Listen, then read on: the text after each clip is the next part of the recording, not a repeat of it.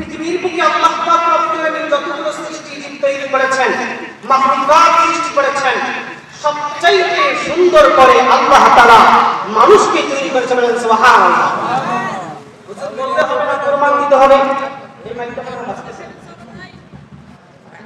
প্রমাণ দিতে হবে। প্রমাণ হলো কি? সূরা ৩ এর আয়াতের মধ্যে আমরা খুঁজে পাই, লাকাদ খালাকনাল ইনসানা ফি আহসানি তাকওয়িম। আল্লাহ পাক রব্বুল আলামিন পৃথিবীর বুকে ১৮,০০০ মাখলুকাত, তার থেকেও বেশি অগণিত অসংখ্য মাখলুকাত সৃষ্টি করেছেন। কোন মাখলুককে তৈরি করে আল্লাহ তাআলা এই ঘোষণা দেয় নাই, লাকাদ খালাকনাল কমারা লাকাদ খালাকনাল শামসা, এরকম করে কোন মাখলুকের কথা আল্লাহ তাআলা বলে নাই। শুধুমাত্র কেবলমাত্র একটা জাতি, সেটা হলো মানব জাতি, জাতির ব্যাপারে আল্লাহ তাআলা বলেন লাকাদ খালাকনাল ইনসানা ফি আহসানি তাকওয়িম। আল্লাহ তাআলা পৃথিবীতে সবচাইতে সুন্দর অবয়বে একমাত্র কেবলমাত্র এই মাখলুককে আল্লাহ তাআলা তৈরি করেছেন। সুবহানাল্লাহ।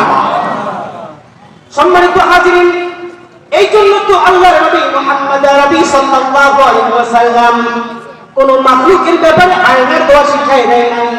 কখনো কোনো গরুর জন্য আয়না প্রয়োজন হয় না, কখনো কোনো ছাগলের জন্য আয়না প্রয়োজন হয় না, কখনো কোনো মাখলুকাতের জন্য আয়না প্রয়োজন হয় না। কেবলমাত্র শুধুমাত্র মানব জাতির জন্য আয়না তৈরি হয়েছে। আর এই আয়নাতে মুখ দেখার জন্য আল্লাহর নবী দোয়াও শিক্ষা দিয়েছেন।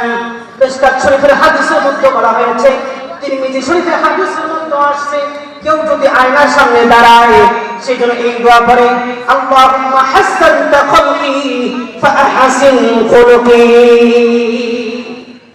তাহলে বুঝা গেল সুন্দর হলেই আয়নায় দেখতে হয় নাকি? অসুন্দর হলে আয়নার প্রয়োজন থাকে? পৃথিবীর সমস্ত মাখলুকাত যেহেতু অসুন্দর, এই জন্য তাদের জন্য আয়নার সৃষ্টি হয় নাই। আর আল্লাহর নবী আয়না দেখার দোয়াও তাদেরকে শিক্ষা দেয় নাই। কেবলমাত্র শুধুমাত্র একমাত্র জাতি মানুষ জাতি, যারা সুন্দর অবয়বে হওয়ার কারণে আল্লাহর নবী মুহাম্মদ আরবি সাল্লাল্লাহু আলাইহি ওয়াসাল্লাম আয়না দেখার দোয়া শিখাই দিয়েছেন। সুবহানাল্লাহ। সম্মানিত হাজিরিন, সুন্দর একটা উপমা দিলে বুঝতে পারবো